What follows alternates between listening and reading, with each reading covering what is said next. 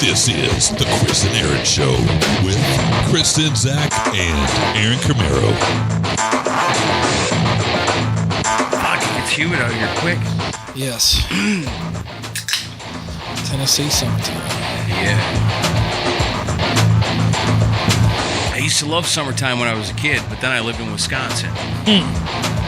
Summertime was awesome there. Here, it's just painful. That's Wisconsin, but I used to live near Chicago, and I remember it getting hot as balls in the summer. I mean, it would still get hot, but it wouldn't be so, I don't know, I hate to say it, so fucking humid. You know, just the moisture hanging in the air, and you're like walking through it. It's not like that there. I mean, I guess it is, but it's not. I don't know. It's all different. Just like when you're out in California and the sun hits you, it feels different. Right. Like your skin feels different when the sun shines on you in California versus when it shines on you in Tennessee. Yeah. I noticed that when I was there. Oh God, the last time I went there, when I went out to Pat's house to do that Rock Solid show. Yeah. I think it was like 102. It was fucking hot. Fuck yeah, it gets hot out there. Yeah. Brutal. So, at least we got all this water in the air to protect us. Right. So we're gonna talk about the Donnie V song. Pretty cool, man. It's good. Sounds like Enough's Enough. It does sound like Enough's Enough. It's not the greatest Enough's Enough song I've ever heard, but it's damn cool. I like it. It rocks. There's some definite shots at Chip. Yeah, jeez, man. Although I think Chip took shots at him on that Metal Heart song. They do. That's their thing now. They take shots at each other on songs. I mean, but eventually, does it become every song is about Donnie V? Well, what are your songs about? All my songs are about Chip's Enough. That fucker. I don't know. Metal Heart, Metal Brain. Yeah. Yeah. And then something about Tears of a Clown, because the whole Clown's Lounge thing. Yeah. Yeah, pretty lame. That sucks, but still a good hard rockin' tune nonetheless. And I think it's cool because I never quite seen it done that way before. It's going to be weird if like Donnie V has become the originator of how you get music now. You don't buy albums anymore. Mm-hmm. You might wake up every day and have a new song waiting for you from your favorite artist. And then you listen to that song for a couple of days and then you get another one. You know, you subscribe. Like we subscribe to Kiss. And every so often, Paul, Gene, Eric, and Tommy go into the studio and they cut a new track. Mm-hmm. And then because you're subscribed to Kiss, it hits you in your email, you get a notification, oh, there's a new Kiss song. Right. Fucking A, you know, or Ace Frehley or whoever, you know. It might turn that way. And Donnie V was the guy that started it. Who knew? That's cool the way he did it. It is cool the way he did it. I'm interested to hear the whole thing. It kind of gave me that feeling of like back in the day when you'd be excited about, you know, hearing a new song, like where you'd listen to the radio station waiting to hear the new Kiss single. Please play it, please. I've been listening for fucking 6 hours straight and you guys aren't playing it, please. You know, like the feeling you would get, you know, knowing that any moment now my notification box go ding ding, I got a message from Donnie V. You know, open it up, new song, fucking awesome. Paid $2 for it. A great song is worth $2 to me, even if I only get to hear it once. Even if I didn't like it, it was still like, well, it's worth $2. Sure, for the effort, you know, and it's Donnie V, so you know we support him, you know, because we love Enough's Enough, and you know, pretty cool. I hope he made some money off it, I hope so, and I wouldn't be surprised if somewhere fucking somebody's elbowing P Diddy, going, "Hey, you see what this white boy from Chicago just did? He sold 290 songs at $2 a clip. Imagine what if you did that." Yeah. It may become a standard. Or you subscribe to your favorite artist. Yeah. Just like the people subscribe to Patreon. Yeah. Yeah, totally. So you're listening to this gold. So I'd be like, subscribe to Tough and be like, every day, be like, what the fuck? Where's my... Or Vinnie Vincent. Be subscribed to Vinnie Vincent and live a life of fucking disappointments. Every morning you check your email hoping there's that new Vinnie Vincent song on there. No. Crickets. And your credit card just keeps getting charged for no reason. Mm-hmm. Because you're subscribed to Vinnie Vincent. Oh, boy. This is where you get your Vinnie Vincent talk for Decibel Geek. I guess. Yeah. You said the name on the episode, man. I might go back and trim that out. I mean, we can't. You should we beep, can't. beep. We can't fucking go on. I mean, it's difficult, you know, to talk about Kiss and not bring up a certain member's name. It's difficult to do it. I think we're better off just going on as we were. Like, not even really saying white face man or shit like that. I'd beep it out. I guess I could. And then next week come back and be like, you want to tell me why you edited the episode? I thought this was a censorship-free zone around here. Except when it comes to that guy. There's limits and restrictions. But yeah, there's more mystery going on with him now. And, who knows what's going to happen. I have a feeling he's going back into hiding soon. Yeah, it seems like it. I mean, we talked to Buddy Baker, shot us a message and said, what, how many people came to see him? 16. 16 people bought photo ops with him in Knoxville. 1-6. Yeah. And how many did we sell? 39. See? What the hell? Yeah. Actually makes you feel pretty successful. Yeah, I know. Yeah, we did over double that. So the way he made it sound like there's lines around all kinds of fucking tables and different people and stuff, and then there's the fucking Vinnie Vincent big pink tent. Yeah. And nobody's in line in front of that thing. Yeah. It's weird. He said he asked the guy that was working the non-existent line if he could just go in and say hi to Vinny. And he's like, yeah, for $40. I wonder if that was Randy. No, I think it was somebody else. Yeah. This was the guy outside of it. Randy was probably sitting with him in there. Yeah. But there's just to go like, hey man, there's nobody else here in fucking line. Can I just pop in for a minute, just say hello? I ain't trying to buy nothing or nothing, but I'd like to at least pay my respects. Right. Do you want to hear some more stupid shit? Yeah. All right. Since this is the only place we get to talk Vinnie Vincent anymore, it's like as you guys know, VVIP. What's said here stays here. Do you know who Rosie Luck is? No. Well, she's like a super fan. She helps out with a lot of Gene's Vault things, but she goes to all of Vinny's stuff too. And also this girl, remember Zamora, the young girl like in her 20s, the girl I wanted to marry my son, right? Yeah. So she followed. Though her and Rosie are good friends. Okay. And they've been heavily involved with helping with Vinny's events. Like they go get food for them. They bring celebrities over to them. That young beautiful girl loves Vinnie Vincent. It's weird. It's weird. He's got a legion of young women that love him for some reason. I guess he used to be a pretty sexy dude at one time. Anyway, but yeah, so they did the Indianapolis Days of the Dead thing that Vinny was at. Gene was also there, but apparently Gene wanted nothing to do with it. Right, yeah, after the fiasco in Nashville. Hey, man, can I get a... Come on, man. Come on, give me a shot. Come on. It's me, Vinny Vincent. I'll be good this time. Come on, man. That was awkward. Yeah. But they spent the whole weekend helping him out and everything, and then I guess at one point during the weekend, Rosie went live on Facebook with Zamora just saying, hey, we're at Vinny's thing. It was during the photo op thing and saying, we're having a good time. Wish you guys were here, blah, blah, blah. Yeah. And then... that's awesome. What more do you want? Two beautiful women saying, hey, come down and hang out with this guy. So then the weekend ends, and then Randy texts both of them and says, saw that you went live on Facebook during the photo ops. Feel so betrayed. Can't believe you guys. What? You're banned from ever coming to any Vinny appearance again. No. Yes. No. Holy fuck, that poor girl must be heartbroken. She is. I talked to her about it. She's a Damn. wrecko. And I said, listen, you got to understand, this is not you. This is no. You are now part of the club. Right. But I guess it was, they had said something about they didn't want people taking pictures or video during his photo ops. But still, they were there promoting it. I know. They're promoting you. I'm just telling you. You stupid fucking idiots. Yeah, I know. It's just like, what the fuck? All right, so if we're at Rockin' Pod 2 and these two beautiful girls show up and they're making videos of themselves out in front of Rockin' Pod 2, I have zero problems with that. That's fucking awesome. Yeah. What do I owe you? Yeah, I encourage it. Thank you. Yeah. But yeah, that just shows the mind of this fucking guy. Unbelievable. And they're convinced that it's Randy and not Zamora's convinced that it's Randy. I said, listen, this goes back long before Randy entered the picture. Right, This is typical Vinny behavior.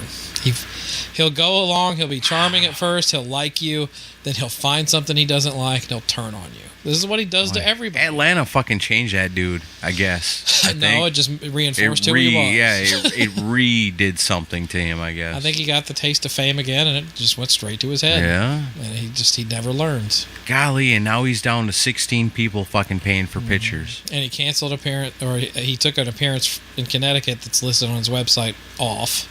Golly, I guess the ones we sold now but must be looking pretty fucking sweet, though. Even though he swept them off the table for himself. No, he didn't. I did. Well, I mean, basically through his own actions, he did it to himself. Yeah, he thought I was going to cave in and give him a bunch of money. No.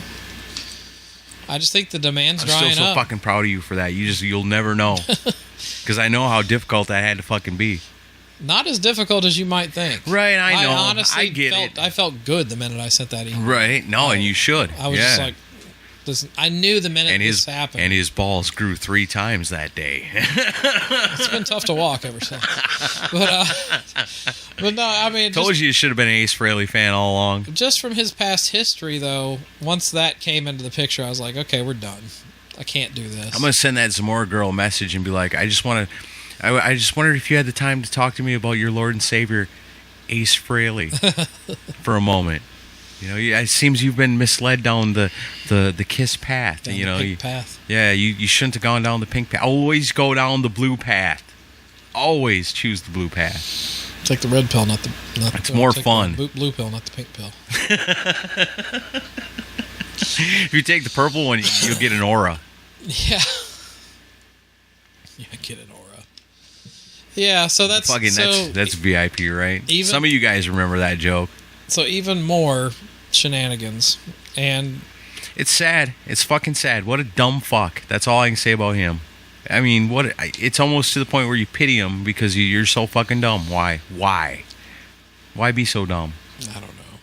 I mean, you get a manager so that they can handle if you do something dumb, they can say, wait a minute, that's dumb. Don't do that. You know, that's the point of a manager. Yeah. So obviously you're choosing your manager based on the fact that he's going to allow you to do dumb things. That's not business smart. He had a team that was in place that would have been really good for him. Sure, because he had that fucking dude, the lawyer. What's his name? Mark Nolan. Yeah, that guy. He was fucking for years with Vinnie Vincent. Only friend for when years. Vinnie was fucking had nothing going on anywhere for anything, yep. You know, and the only things he could be fucking relying on this guy are little petty dumb things. I gotta imagine, little this guy is talking about me online. What can we do about that kind of bullshit? Yeah. And so now you get the fucking little taste. A little fucking taste of Atlanta, where people are excited because you're back for the very, very first time. Which, hey, that's fucking exciting. We were excited. We had a fucking awesome time down there. It was a fun weekend. But now it's fucking worn off. Mm-hmm. And so now what do you have? You know, you fucking flushed everybody. Like, everybody that supported you, flushed them out because you thought your fucking star was taken off again. And also... But you were wrong, dude. You know that... but we could have prolonged it. Oh, I think so. We could have prolonged it. You know that effects pedal thing that they put out? Yeah. Like that came out. Is it made out of cardboard? I don't know what it's made out of. But it's like the guy that put it together for him, like Vinny's done nothing to advertise it. Then what's the point of putting your name on it? It's not even on his website. He must not be making no money on the deal. He just must have made a lump sum up front. Probably, yeah. You already paid me, so what the fuck what do you want me to do for you now? That's what he does, man. That's fucking lame-o. It's short-sighted. That's where, you know, fuck, I hate to say it, but, you know, it didn't count for us because we weren't under that kind of deal. But if you're doing anything with Vinnie Vincent, you almost have to have it under a fucking contract, so there's no fucking way for him to back out. Well, I think that's the only thing keeping him in the Miami. That didn't work for us because, I mean, we could have fucking looped him in and made him come. Yeah, but what good is that going to do? That sucks. That's no good. I would rather him not be there. Yeah. There's no need for that. But if you're entering a deal with him where I'm going to produce these and you're going to promote them because we're using your name and your girl color, you know, that you will fucking do this for us and you have to do it, and if you don't, then you're in breach of this contract and something like that. You would have to do it with them because otherwise you get what you get. You know, yeah, put my name on it. Here's $5,000, whatever. Yeah. Okay, thanks. Mm-hmm. Now sell your fucking pedals. Right. And I'm not going to tell none of my fans. Like, he mentioned it like twice on his Facebook page, but never put it on his website. You know, and the guy had hopes that he would do a video playing on it and stuff. Nothing. Yeah. Didn't do anything. Unbelievable. And then, of course, now he's not even on Facebook, so he has no way of marketing himself. Yeah. After he got a deluge of hatred after everything went down with me. That's fucking crazy. Still looking back on it all, I can't believe how it all fucking went down. It's crazy. But he could have still kept his social media going. Yeah. Because everything blows over eventually. Even Sure. the hate that I got from the other side is pretty much gone now. Right, yeah. So Maybe it's over. maybe he took down his page to shield you from that. To shield me? Yeah. Yeah, whatever. Like poor Chris Sinzak, he's reading all these things. Yeah, whatever. He must be feeling as bad as I do. I'm sure his heart's breaking for me. No, I don't. I bet do you think there's got to be a moment where he fucking at that expo where it was 16 people and he said, how many people? They said 16. And how many did I have for Nashville? 30 something. Fuck, because you still had to walk up. Yeah, he wouldn't have even had to travel for mine. Right. It would have been He'd fucking show up easy for money. an afternoon, make thousands of dollars, and leave. Huh? But the whole message board thing, according to him, whatever. But that's fucking ridiculous, and we all know that. Well, that was cleared up days before. Yeah, and that was just He his knew. thing. He knew Yeah. it wasn't me. That's where he's dishonest because he purposefully took that and tried to he made me introduce the it into villain. the equation. Yeah, so that's what he does, though. He makes everybody else the bad guy. But it blew up in his face in this time because Well, the it's beginning, blown up in his face for 40 the years, first dude. fucking sentence, yeah. His whole Kristen- career has been right. this. Yeah, totally. He yeah, makes you're right. everyone else the bad. He's always the victim. Has he ever taken any responsibility for But in anything? the end, he never fucking benefits. No, he doesn't. But you're not dealing with a person in their right mind. You know how many different fucking bands did he play with over the years? A lot. There's a fucking laundry list of different kinds of bands before Vinny Cusano ever even became Vinny Vincent. Yep. Why didn't anyone ever say, dude, you're the guy for this band, stay with us? It never happened. Gets into Kiss. Look at him. Fuck, this dude is talented. Dang, he can write some good songs, And he can fucking shred. He's a good player. Yeah. I've been drinking some beers. I've been dropping some F-bombs. It's good for VIP. It's good for VIPs. It's good for you guys here. Wash your ears out with Fs. But then he blows it with Kiss. Yeah. So then it's like, okay, but you gotta give it to him because like he's tenacious, so he keeps going. All these people rejecting him his whole freaking life. His whole career is being rejected, Yeah. and he's blaming everybody else. It's everybody else's fault. It's like, why does everybody hate me? What's the common denominator? What's the common denominator? It's you. It's you, dude. And so you get with Kiss, you blow it. So you come back, you're tenacious. You say, fuck that, I'm gonna keep going. You Tenacious V. get Tenacious V starts the Vinnie Vincent invasion. There's the title, rock and roll. And you fuck yourself on your own band. Your own band. It carries your name on it. Yeah. That'd be like David Lee Roth kicking the Van Halen brothers out of Van Halen and keep going as Van Halen. Well, maybe not as Van Halen, but as something else. Right. So then you blew that, and then, man, I just, fuck. I don't know, man. I just don't know anymore. It's not that surprising. It's not, and it sucks, but it sucks. It's disappointing. It's very But disappointing. it's not surprising. It's very disappointing, though. Yeah. My buddy Rick, who's was with us in Atlanta, he's... Our awesomely hilarious friend Rick. He's- VIPs know Rick. Yeah. He was the one that, what do you want to do to Ron? Well, you want to do something to Ron is squish his face together and do something? I don't know. I'm sure it was perverted, whatever it was. It totally was. But no, Rick still, he still has hope that Vinny's going to turn things. I'm like, I know. I got a nice message from Rick saying that, someday when it does turn around, I need to be the strong one that helps you open your heart back up to Vinny Vincent. Nope, not happening.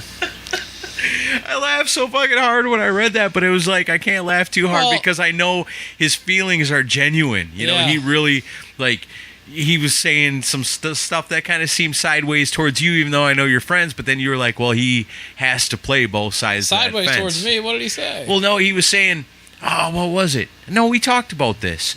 Where he said something about, I hope Chris learns his lesson, or I hope Chris sees the error of his ways, or it was something just kind of sideways. What's the error of my way? Over the message board? Yeah.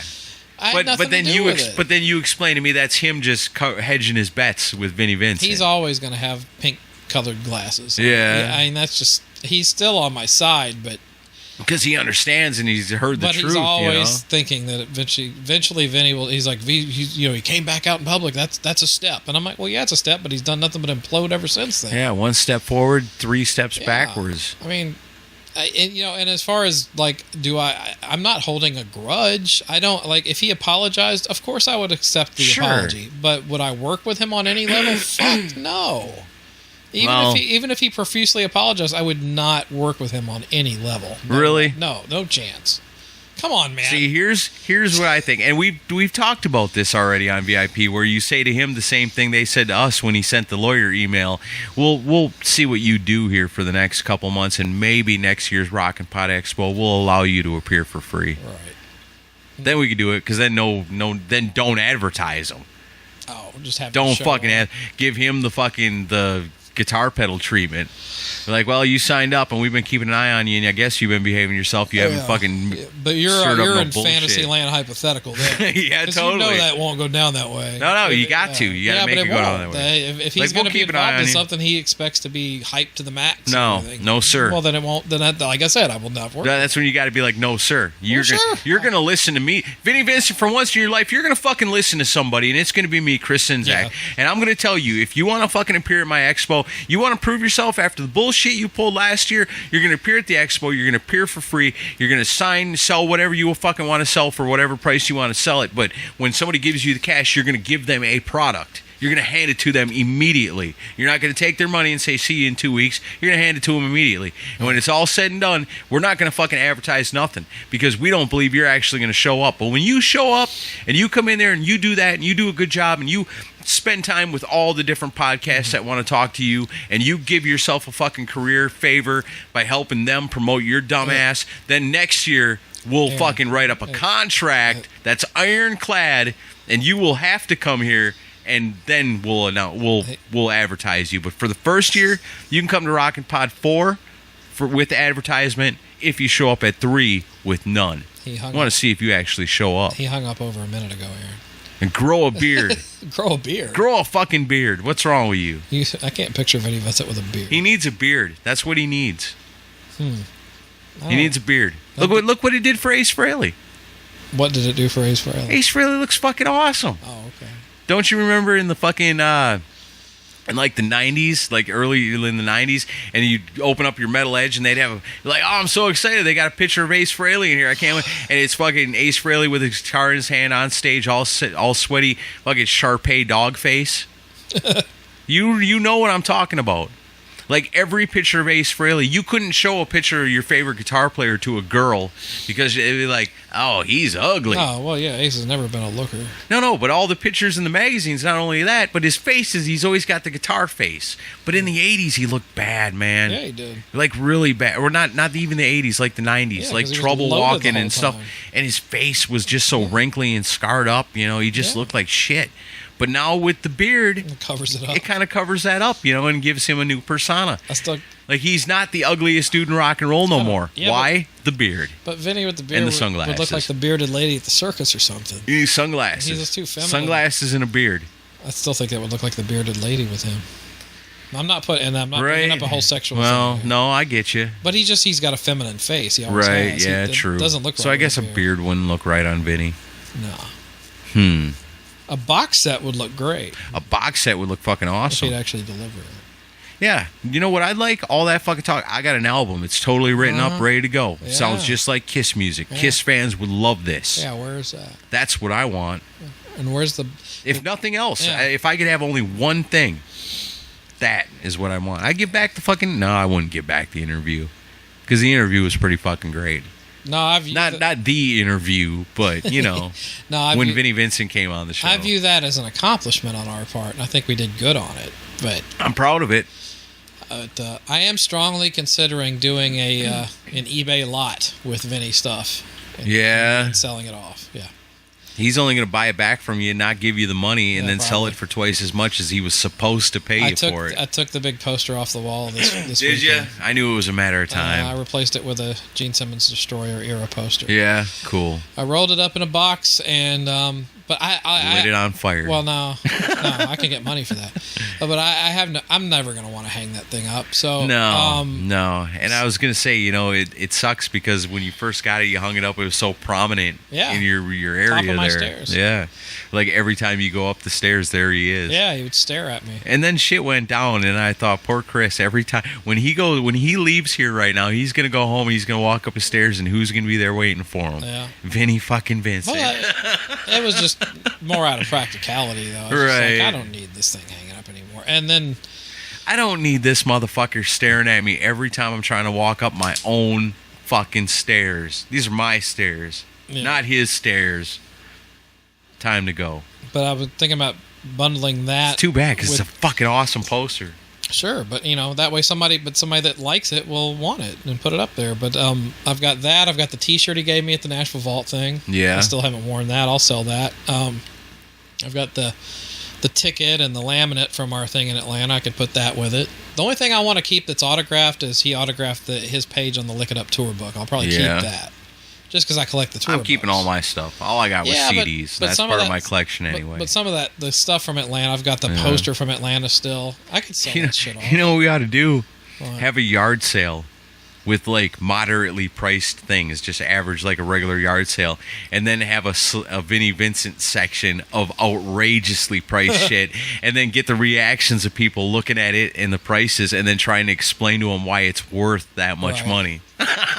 I've been trying to decide. That'd be so much fun. Well, I've been trying to decide if I should wait until he fully goes back into hiding to sell it, because I think it'll be. What you worth mean, more. like as in hiding within his little grave? Like him not, he's probably not going to make many more appearances. So I think once October is over with the thing before the Kiss Cruise, well, then you might as well wait until the day he dies and then put it on the eBay. Yeah, but I don't know. I'm going to probably get rid of it though. I don't see much need in holding on to it. I know it sucks. It's too bad. You know, Vinnie Vincent. You guys don't realize this. Vinnie Vincent almost ruined Kissmas. Yeah. Because I went to Chris and was like, okay, well, what do we do next? I was like, fuck yeah, dude, it's Kissmas time. Kissmas in July. What are we doing? What are we doing? He's like, like, come on, man, it's Kissmas in July. My heart's really not into it this year. I'm like, okay, we can do stuff around that era. We just won't cover that era. We'll try to do some different stuff. You guys heard our ideas last time, I guess. Yeah, but I don't know. I don't know. It just bummed me. So I told him, don't let fucking Vinnie Vincent Grinch your Kissmas. Well, he did. But he says he did. I don't care. I refuse. I'm still a fan. I refuse to let Vinnie Vincent just fucking ruin Kissmas for me. Damn it. All right. That's my right as an American, as an all-American man. So 6 foot, hot look. You can't take Kissmas in July from me. So I'll take the next 3 weeks off. I can't do this show by myself, as we've already established just a week or so ago. You did good. You did so good, you can host the show for the next 3 weeks. I'm just playing. Golly. Like you show up every third week? I promised he'd be back. I'm so sorry. He's not here this week either. But I think I got a good feeling Chris will... See, that'll build some mystique. And then when you do show up... I'll go into hiding for 20 years. Yeah. And every week I'll be like, I promise, When you do the Chris Sinzak special. Right, yeah. Yeah, whatever happened Then to Ian him. Wadley will do a fake interview where he pretends to be me. The inner you. Yeah, there's no way of making that work. No. Oh, God. That's awesome. Yeah, but we'll get some cool stuff together, but I'm sorry if I'm half-hearted about it this year. It's just... But what do we do? I mean, we really seriously, I can't not say his name. We talk too much about Kiss to not say his name. I mean, I won't talk shit about him. I won't talk about the Expo. We will never, never is a strong word. I don't say that we'll never do another Vinnie Vincent special. Oh, I do. I think Why? from here going forward, the Vinnie Vincent specials become a lot more fun and interesting. And Like what? What else? What's left to cover? we got to get Bill Temple on the show. So a whole bunch of people that got fucked by him. I mean, the lawyer wants to come on, don't he? I get to guest on my own show. What do you mean? Explain my experience. Yeah, You can interview me. Sure, I'll interview you. The Vinnie Vincent special. How did all? Yeah, well, No, VIPs would be like, we've heard this story 10 times. Yeah, I know. I don't know. We were there. We heard it all. I guess I'll never say never, but at the moment, I'm over it. Because now there's no pressure. Now we don't have anybody to impress. Now we can do whatever we want. I never tried to impress anybody. No, you're right. We always did the show we wanted to do. That's true. And we had lots of people saying lots of negative shit about him. That's true, too. So, no, I mean, I stand by those episodes. That's why I didn't take them down. Because they're honest. Let's give it a little time. Because we are honest, right? Because yes, we are. We're very honest. I'll tell you that. Keep saying it. Yeah. Keep saying it. Yeah. That's why people love us, because of our honesty. Right, yeah. And Meatloaf. I'm telling you, they're not even Kiss fans. They're REM fans out for revenge. But I still think, I always liked Bill Temple. Oh, I did. He's coming to the expo. Yeah? Him and his wife. That's awesome. So is Mark Nolan and his wife. I'm serious. They want to meet up. I was like, all right, come on out. Do they need their own pink tent? I know. I was like, we could do a whole Burned by Vinnie Vincent panel. Shit, yeah. Bobby Rock would be there if he wasn't playing a show. Yeah, I know he would. You told me you want to see Mark Angel. Won't come. No, that sucks about Mark. Yeah, He feels like we done him wrong. Yeah, he does. And I feel bad about that. I do too. But I knew that going in. I knew that was a risk going in. Like just by having Vinny on the show? Yep. Well, not on the podcast, but I knew that was at the on expo. the expo, yeah.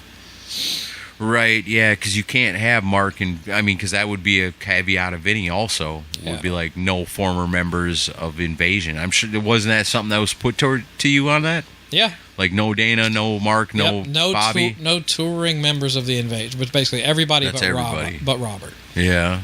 They're still on good terms with him. I wonder if they are now. I don't know. And like Rosie was talking to me about that because like Vinny keeps talking about how him and Robert are going to work on. You got Robert's number? Let's give him a call. I don't think I have it with me. But but she said that Robert hasn't talked to him. Yeah. Not since Atlanta or whatever. I don't. All bullshit. Yeah, it's all bullshit.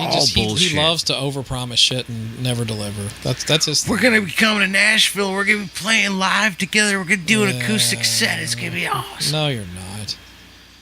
Derek Christopher, I had a call with him a few weeks ago when all this went down, and he said that the goal was that he was going to come to Nashville and film a video of Vinny doing an acoustic version of Tears because it went over so well in Atlanta. No, it was cool. It was going to be like a really cool black and white professionally filmed thing of him singing Tears with the acoustic guitar, and he's like, we're not going to hype it. We're just going to all of a sudden one day it's going to be out there, and that's going to be your return. That would have been fucking awesome. Yeah, didn't do it, and they screwed Derek over, and then so he hired that team.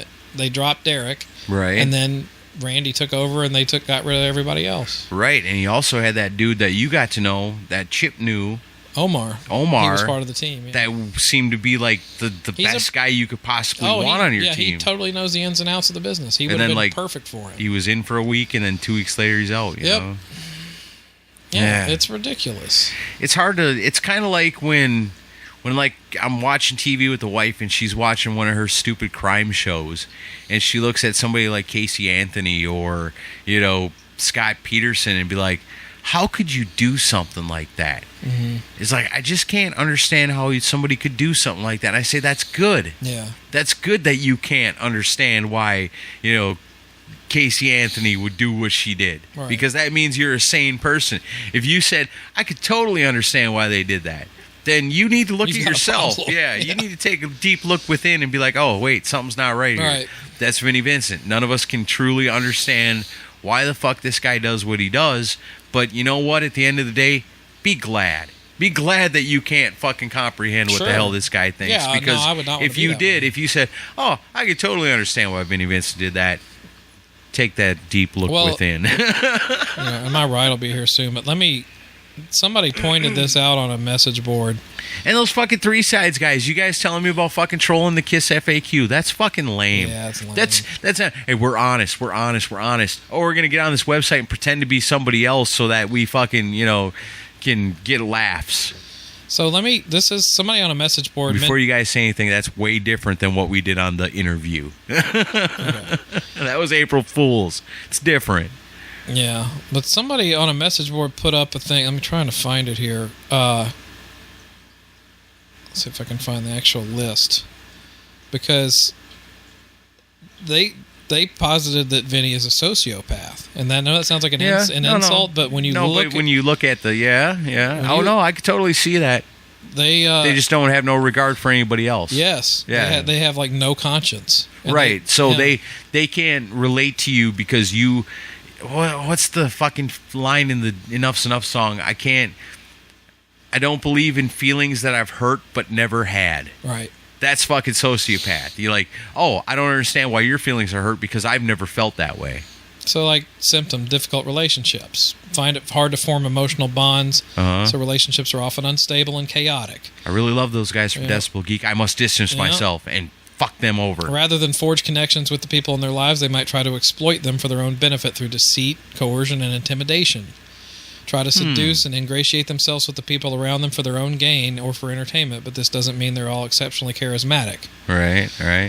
Some deceitfulness. Have a reputation for being dishonest and deceitful. They often feel comfortable lying to get their own way or get themselves out of trouble. Wow. They have a tendency to embellish the truth when it suits them. Yeah. Callousness. Might be openly violent and aggressive. Others will cut you down verbally. Either way, they tend to show a cruel disregard for other people's feelings. Hater fanboy. Yep. Hostility.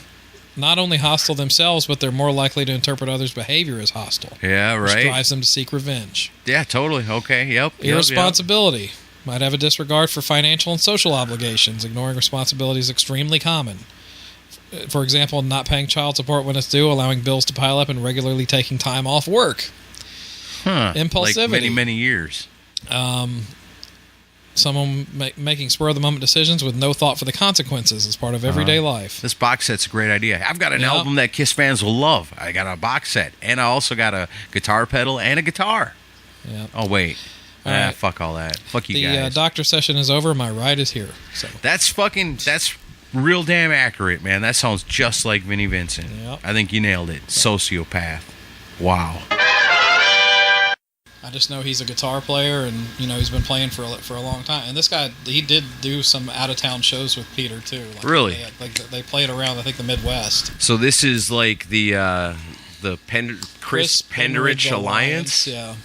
Huh. Yeah, it's gonna be interesting. Yeah, it should be. Not a lot known about that group. Well, Ace was asking me earlier who I had coming over, and I kind of explained it to him, and I said the same thing. Man, this ought to be pretty cool because I don't know nothing about it, and it seems pretty dang interesting. What was it, like 84? 84, I think. Yeah. So think 84. What is that about? Animalized time in Kiss history? Yeah. So while Kiss is doing Animalized, Peter Criss is in Nashville. Yeah.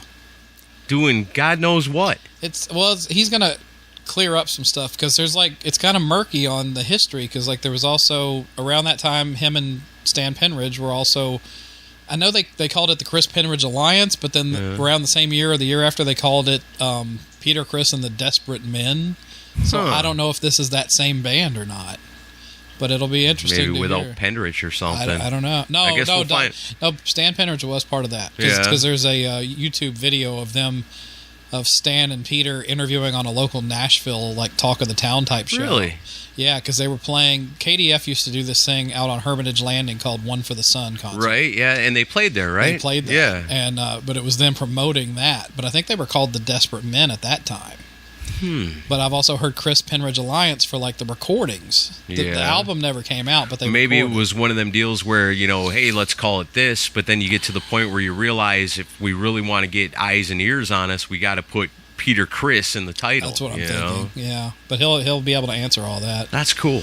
And I tried to get Tony Crow, who played keys for it, because he lives here, but he's off touring with a band called Lamb Chop. They've been around forever. Yeah. But he's playing in Europe right now. And I talked to Wayne Moss, the producer, who owns Cinderella Sound Studios here, where they did record. And I initially talked to him about getting him to do the producer panel, and he was like, "Well, I could agree to it, but if I get a session, then I'm not coming." Right. And I was like, "Well, I can't really announce you then." So I kind of laid off that, and I said, "Well, what about we're talking about doing an episode about Peter Criss's non-Kiss work? Would you be interested in coming over and talking about it?" And his answer was just, it was one day. So I think to him, he's just he doesn't know anything about it. This guy's going to be a much more detailed interview. Sure. But this guy he spent more time within the process, I guess. I think I just through wiki searches and stuff, I found his name, and then I looked him up, and I saw he lived in Nashville, and I contacted him. Because we talked about him once before, because I knew... Did we? We talked about him Mike a while Hutchins? back. We didn't. I don't think we knew the guy's name at the time, but we knew that there was some Nashville Peter Criss connection. That was Tony Crow. So that was Tony Crow. We talked about that. I was going to try to get to come out 2 years ago. All right, and it just fell through because I was wanting a second person, but. This guy worked enough with him where I think we can get a good hour of talk out of him, because obviously I want to go back into his history. Was he aware of Kiss? What did he think of Kiss? Yeah. How does he meet Peter Criss? And then, we can talk about the formation of the band, who was in the band, the recording. We can talk about the drugs. We can bring it up because, this was around the time where he was, from what I've heard, Peter was partying bad hard, off on cocaine at that time. So 84. yeah, You know, there's some law. Him and Ace 84. both. Anybody with a massive bank account was heavy on the cocaine back then. Him and Ace both were kind of off in the twilight zone from what I've read about. But he might between the two of them, they Yeah. probably really knocked down the world's cocaine supply. right. But he might. That's why that shit's so expensive. It'll be interesting to see what he says because I don't know. He might come in and be ultra diplomatic about it too, and be like, Yeah, "Oh, it was we'll fine. It was see. professional." Blah blah blah. But I like the fact that it's a question mark. It'll be even No, about it's cool. It'll be interesting to see what he says Because it makes it interesting for us too, you know. Yeah, but I'm just glad that he's willing to do it. You know, and so he hasn't messaged me yet. So he said he was gonna. He lives out on the west side of town. Yeah. He said it'd probably be here between 7:30 and 8. Man, I had that air conditioner running for a long freaking time, and it's still pretty hot in here. Well, we've got a little time until he gets here. Let it run. Yeah, it's all good. But yeah, we got our contract signed on our house. Yeah, And, congratulations. thank you. And then they did the. Is that closer to here or further away? further away? Yeah. Yeah, it's out. The Old Fort Parkway exit. Yeah. It's off that. Oh, It's okay. like over by the Sam's Club. Gotcha. So in the neighborhoods back there by the movie theater. Okay. Yeah. All right. It's not super far, but further. But to get in Hannah's school zone, we had to move out that way. Yeah. Because and the way it worked, I mean, honestly, I believe in divine intervention, that God can sometimes open up doors for you. Sure. Yeah. Because we had to wait. We were looking 2 months ago, and then the prequel letter it came through, but it was like conditional, where they were like, we were gonna have to have more money than we had to make it work. Yeah. And so they were like, wait 2 more months, let that money sit in the bank, and then we'll try again. And when Michelle's credit goes back up, because we're doing it on her credit, not mine. Okay. And by the time we were ready to shop for a house, and we also had like 3 weeks to get something signed but for her school issue, Yeah. there was one house that was in the budget in Blackman School Zone with a fence back, with a backyard that would work for the dogs. Right on. And had the bedrooms. It wasn't what we wanted, though. Like, we looked at it, and it would have worked. We could have made it work. But it was one of those things, like, if you're buying a house, you want husband and wife to both be like, I'm okay with living here for the next 5 years. Right, whatever. yeah, because that's a full-on commitment for a while. And I was okay. I go with the flow. Just somewhere to live, and Hannah can go to school. I'm happy. But my wife's a little bit pickier, and I could just tell she was just like, I'll do it, but I'm not happy about it. And then that we're sucks. driving to work the next morning, and we're like, and I was like, well, I don't feel comfortable doing it if you're not. And worst case scenario, we'll stay where we are, rent for another year, and Hannah will just go to Stewart's Creek. And we were ready. We were kind of getting resigned to the fact that we weren't going anywhere. We were going to rent another year. Yeah. And then our real estate agent called us, and she goes, you need to come look at this house now. And we're like, what house? We looked at the one that was available. She said one just came back on market in the school zone because financing fell through for the people that were buying Oh, it. nice. Woo. And she's like, you need to. And so we went out on our lunch break and looked at it, and it was much better, fit the bill. And I guess they had gotten the financing. They had gotten everything done, but then whoever was buying it, something just came up and it fell completely through at the last minute. Yeah, The person selling the house had already set up buying another house, and they needed that money to move. Right, so it's all contingent on this other house selling. And then the people selling her that house needed her money so they could move. So that's like, So you have somebody get in this house quick. Yeah. 3 families all involved, and we put in an offer at list price, and they took it. Okay. But then they did the inspection and the appraisal like in 48 hours, which is completely unheard of. When everybody's desperate, Yeah. the wheels turn quick. Well, I and guess. I think the companies we used probably used what had been done like 2 weeks before because it's all fresh. Yeah. And the inspection was fine. There's a few things I need to work on. Like, we're gonna have to replace the garbage disposal probably. That's easy. I can help you with that. I was gonna say you could probably walk me through some of the stuff we need to do. It's noisy, but it works. Okay. And I guess just one day, let me bring my tool bag over, and I could probably get the one you got going pretty good. yeah, and it might be just fixable. It may not be Throw some ice replaced. cubes in it. Oh, okay. Run some hot water. Throw some ice cubes in it. let it I told crunch it Michelle, I up. was like, I know the right person that can at least give us knowledge on stuff. If it's loud and it's rattling, there's 2 little teeth down inside of it, and those are probably stuck. Oh, okay. And it don't That was spin the main freely. thing. And then the gutters are level; they're not sloped like they need to be. Yeah. So I'll need to change that.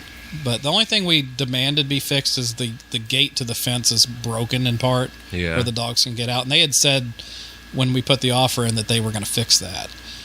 So that's, but it appraised at the list price that we agreed on was $219,900, but it appraised at $217,000. So now we've gone back to them and said, "Will you do it for $270,000?" Because our mortgage is only going to pay what the appraisal says. Right. So now we're waiting to hear if they'll take $217,000 for it, or if they're gonna say no, you have to pay cash over. So, but we could always call their bluff and say we'll just back out if you won't take $217,000. Right, and then you got all them other families Right. standing in line going, just sell the damn thing already. Yeah. Let's do it. So that's what we're hoping is they'll say okay, take Yeah. it, and then we're hoping Yeah, it is kind of shitty to buy it for more than what it appraises at. right.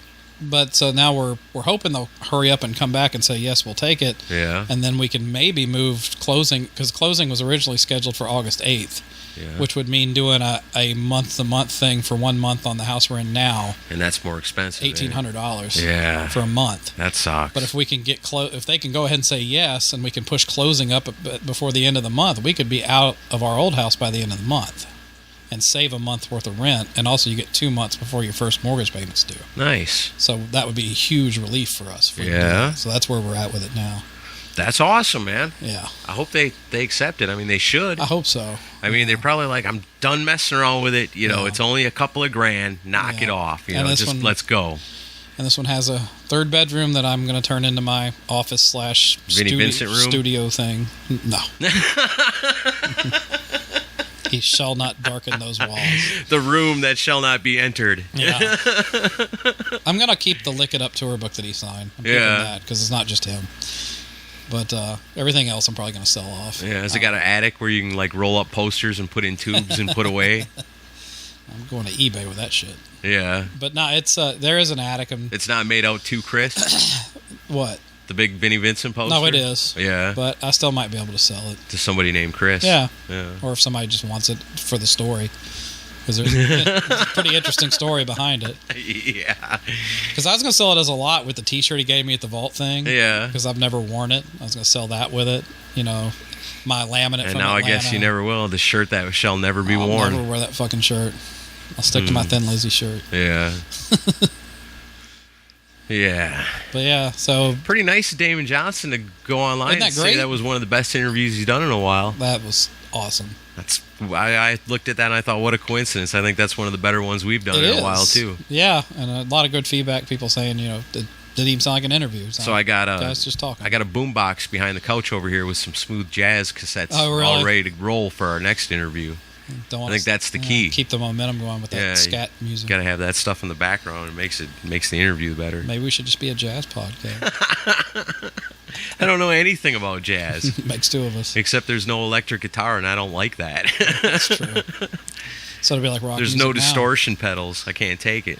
So have we been going this whole time? Yeah. Oh, okay. Well, I don't know. So what I was telling you about, like custom, Chris and I were talking about the wrestling show. I did this last Saturday night, and we got on the subject of custom matches. Mm-hmm. And custom matches is where I guess the way it works, because I've known a few girls that do it. Mm-hmm.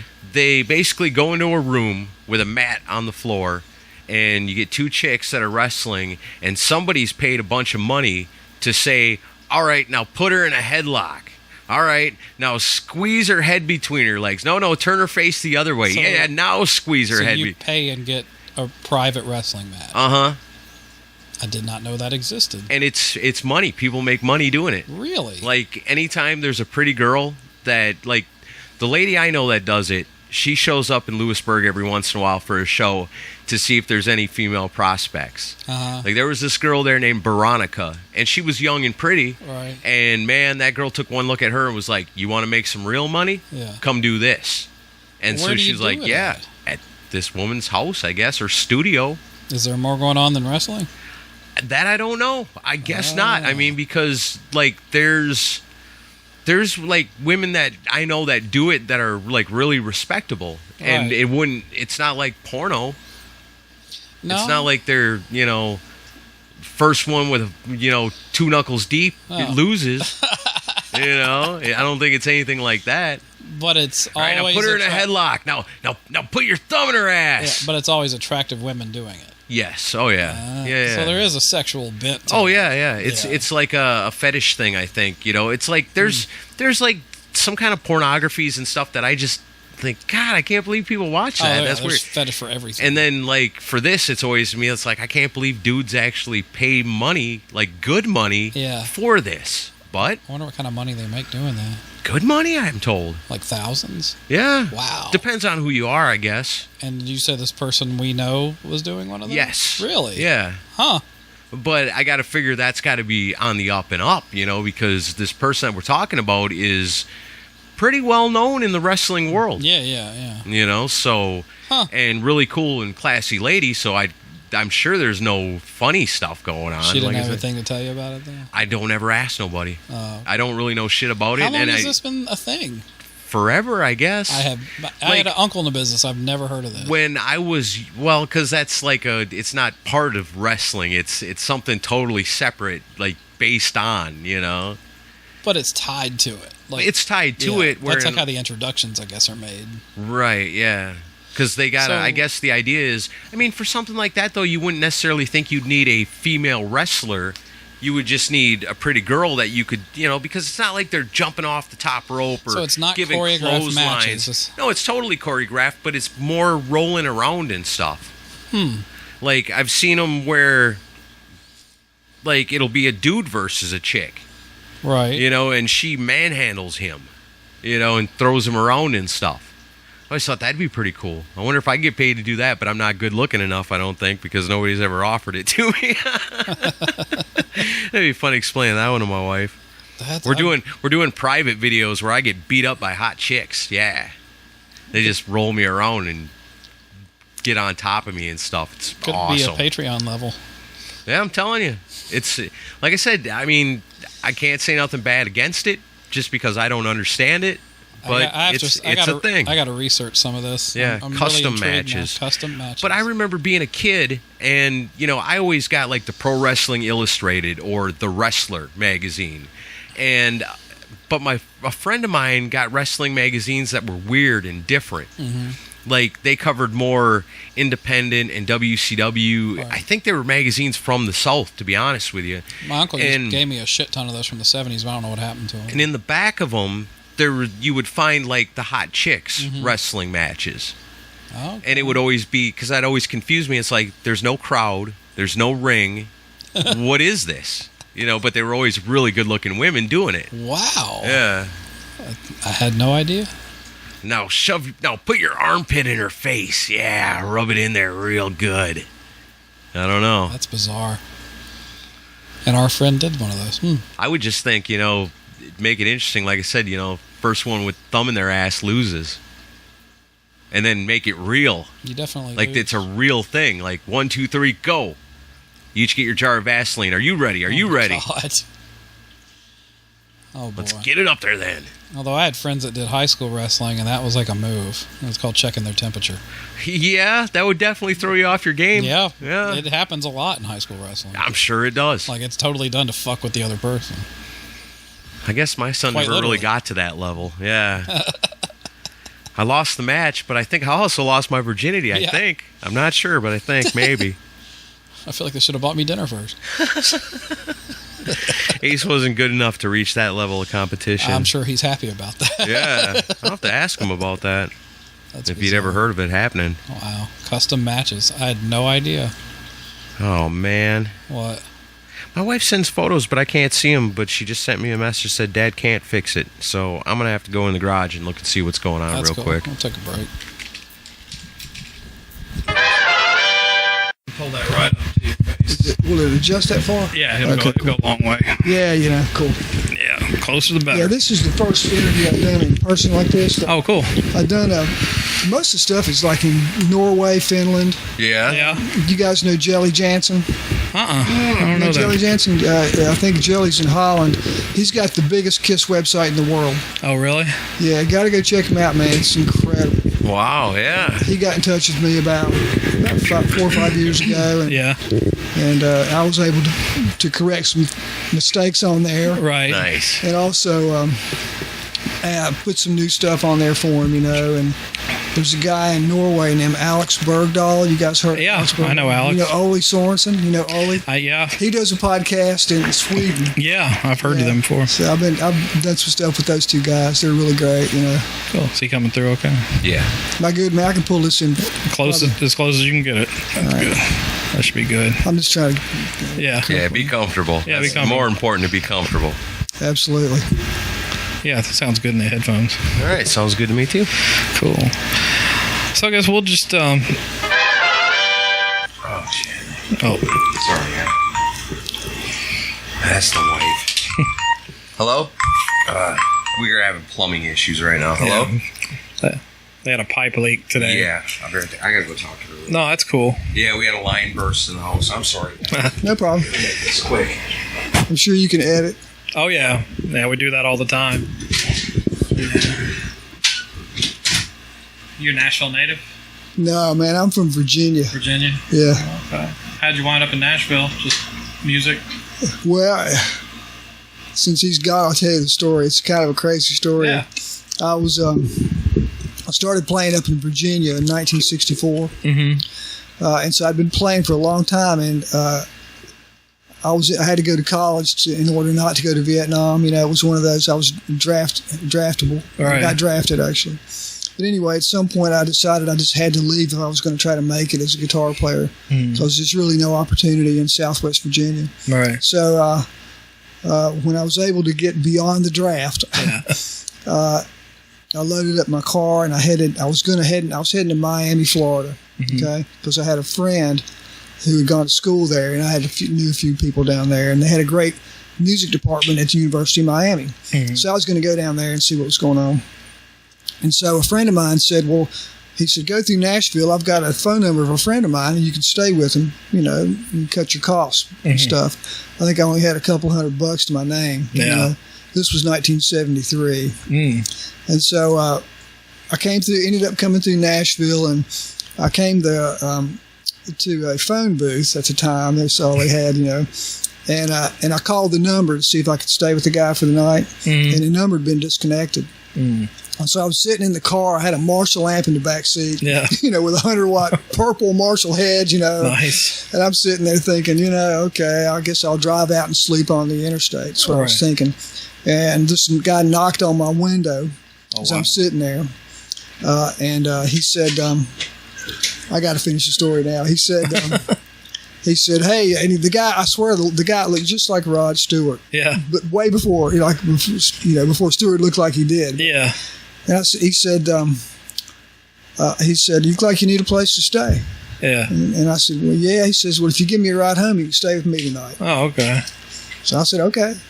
So the guy got in my car, and I took him home, which was in the projects in East Nashville Yeah. in 73. Yeah, back when you didn't want to go to East Nashville. Yeah, and so anyway, his roommate was Little Richard's guitar player. No kidding. Yeah. Wow. And so he said, hey, man, bring your guitar in.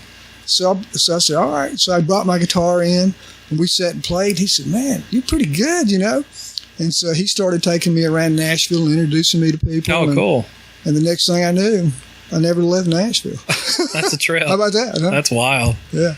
It's changed a lot over the years, hasn't it? Oh, yeah, man. It's not even the same place. Yeah. No. Yeah, I'm one of the few people that grew up here, and Oh, yeah? yeah, and I grew up here in the '80s, and it's worlds apart from what it used to be. Oh, yeah. When I moved here in 73, man, you could walk into any publishing company, and they just say, hey, yeah, come on in. I mean, Yeah. it was just like coffee. Yeah, come on, you got a song? Let me hear it, man. There was no pretense or anything. That was really, really cool. Yeah. Wow. It's a lot more uptight these days. Well, it's just a lot more corporate these days. Yeah. And all the good old boys, there's still some here, but Yeah. forces have moved in from the east, mostly west coast. Yeah. And that's a high energy sort of edgy kind of vibe, and so it's a different kind of vibe, Yeah. Yeah. All right, so let's get back to the how you got the All right, introduced people. where was it when we last left? And then the next thing I heard, he was dead. How did he pass? I don't even remember. Was it cancer? Man, I don't know. I saw it on the. Actually, Tony Crow sent me the link. He said, "Man, Stan died." I said, Yeah. "What?" You know, and I was shocked when it happened because he was starting to do a lot of interviews with Kiss websites and stuff at that time, and then it just seemed like he was kind of working the promo angle on that and getting his name back out there, and then out of nowhere, boom, he's gone. I was like, wow. well, he knew a lot of stuff. and Yeah, I would have loved to have interviewed him. I think he got really addicted after our gig. Yeah. He really went down for a few years. I mean, I think heroin. I think heroin's what I heard. It got bad. Yeah, But that's the worst one. we had incredible times together. You know, Yeah. one time I would pick him up and take him to rehearsal. You know, and I had a Volkswagen Rabbit. You know, Rabbit. Yeah. And we were driving down Music Row, going down to sound check, and we were just talking, you know, driving along. It's like 10 in the morning, you know. Yeah. And all of a sudden, it's 2-lane road. There's this truck, this like 3/4 ton truck comes out of nowhere, and then a car comes. I'm going like 40 miles an hour. Yeah. And they're just there. And somehow or another, I was able to get between them. I mean, there couldn't have been this much space on the other side. And so I got through it, and when I got through it, you know, I looked over Stan, he was just going like, and then he said, "Superman, you saved my life." they called me Superman. That was your nickname from then on. Really, really cool. Welcome to Nashville traffic. Some things never change. Yeah, drivers have always been awful in this town. Cool. Oh, man. Good stuff.